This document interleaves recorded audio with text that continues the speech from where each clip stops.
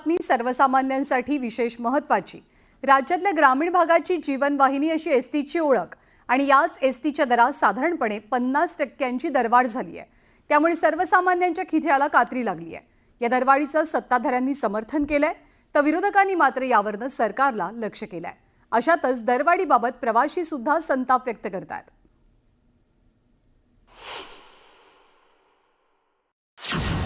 लालपरीचा प्रवास महागला, सर्वसामान्यांच्या खिशाला कात्री,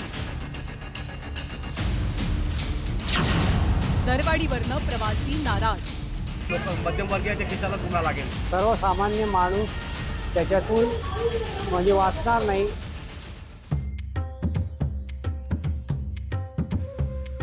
एसटी ही महाराष्ट्रातल्या जनतेची जीवनवाहिनी आहे।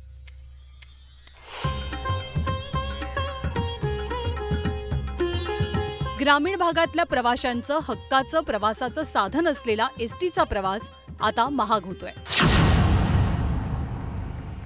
एसटीच्या तिकीट दरात 15% वाढ झाली आहे। राज्य परिवहन प्राधिकरणाच्या बैठकीत एसटीच्या दरवाढीला मंजुरीही मिळाली आहे। सध्या एसटीचं किमान 6 किलोमीटर पर्यंतचं भाडं 8 रुपये 70 पैसे इतकं आहे। आता दरवाढीनंतर याच टप्प्यासाठी प्रवाशांना 11 रुपये द्यावे लागतील। साधारण बसच्या जलद सेवा आणि साधारण बसच्या रात्रसेवेच्या टप्प्यासाठी हे 11 रुपये मोजावे लागतील। एसटीच्या निम आराम बससाठी सध्याचं भाडं प्रति टप्पा 6 किलोमीटरसाठी 11 रुपये 85 पैसे इतकं आहे। आता याच टप्प्याला प्रवाशांना किमान 15 रुपये मोजावे लागतील। तर शिवशाही वातानुकूलित बससाठी सध्याचं भाडं प्रति टप्पा 6 किलोमीटरसाठी 12 रुपये 35 पैसे इतकं असून याच टप्प्यासाठी सुधारित भाडेदर प्रति टप्पा 16 रुपये मोजावे लागतील। वातानुकूलित शिवशाही स्लीपरसाठी 6 किलोमीटरच्या पहिल्या टप्प्यासाठी 13 रुपये 35 पैसे इतकं भाडं असून सुधारित भाडेदर प्रति टप्पा 17 रुपये होणार आहे। पण या दरवाढीवरनं महायुतीमध्ये संभ्रम दिसून येतोय।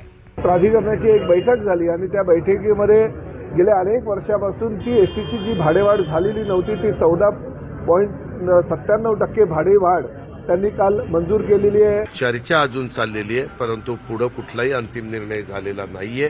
कारण आपले मुख्यमंत्री परदेशात गेलेले पहाटे म्हणजे काल रात्री उशिरा आलेले आहेत। आता इथून पुढे हे बाकीचे जे काही प्रश्न आहेत की जे शेवटी अंतिम निर्णय मुख्यमंत्र्यांच्या कानावर घालून घ्यायचा असतो। आता तुम्ही बघा की जी काही दरवाढ किती वर्षानंतर झालेली आहे। शेवटी एसटीमध्ये कोणाला प्रवास करायचा आहे? सर्वसामान्य लोकांना। आणि म्हणून एसटीला देखील प्रवास करणाऱ्या प्रवाशांना चांगल्या सोयी सुविधा मिळाल्या पाहिजे ही भूमिका सरकारची आहे। कुठल्याही प्रकारचं सर्वसामान्यांवर अन्याय होईल असं कुठलंही काम सरकार। सर्वसामान्य प्रवाशांनी सुद्धा या दरवाढीवरनं नाराजी व्यक्त केली आहे। इतर बाबतीत फार महागाई झालेली आहे आणि पुन्हा ही एसटीची दरवाढ म्हटल्यानंतर सर्वसामान्य माणूस त्याच्यातून म्हणजे वाचणार नाही। सरकारने जेव्हा सत्ता स्थापन केली तेव्हा महागाई कमी करायचं सांगितलं होतं, परंतु यामध्ये अजून वाढ केली। त्यामुळे हे चुकीची वाढ आहे। यामुळे अधिक महागाई वाढेल आणि लोक मध्यमवर्गीयाच्या खिशाला चुना लागेल। जास्त करून जे ग्रामीण भागातले जे नागरिक आहेत ते इकडचा एसटीचा वापर करतात। शहरी भाग तर नाही आहे, इथे उत्पन्नाचं साधन तर अजिबात नसतं। त्यामुळे सरकारला माझी विनंती आहे की त्यांनी कृपा करून ग्रामीण भागातल्या लोकांना दिलासा द्यावा आणि ही दरवाढ मागे घ्यावी। विरोधकांनी या दरवाढीवरनं राज्य सरकारवर निशाणा साधला आणि ही दरवाढ मागे घ्यावी अशी मागणी विरोधकांची आहे।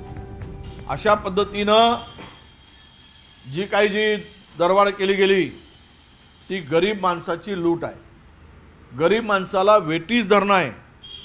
गरीब माणसाच्याकडे हे सरकार तुच्छतेनं पाहते आहे। अरे दरोडा टाकायचा तर मोठ्यावर टाका, वाढवायचं टॅक्स तर मोठ्यावर वाढवा। भ्रष्टाचार मोठ्या प्रमाणावर होतो आणि इकडे एसटी तोट्यात गेली असं सांगायचं। या सगळ्या परिस्थितीत ग्राहकाच्या प्रवाशाच्या खिशाला कात्री लागते। शिवसेना याविषयी आंदोलन करणार आहे। एसटी ही ग्रामीण भागातल्या प्रवाशांची जीवनवाहिनी मानली जाते। राज्याच्या कानाकोपऱ्यात जाळं विस्तारलेली लालपरी आर्थिकदृष्ट्या सक्षम व्हायलाच हवी। मात्र याच वेळी सर्वसामान्य प्रवासी दरवाढीत भरडला जाणार नाही याची काळजी घेणंही गरजेचं आहे। Bureau report, news 18 Lokmat.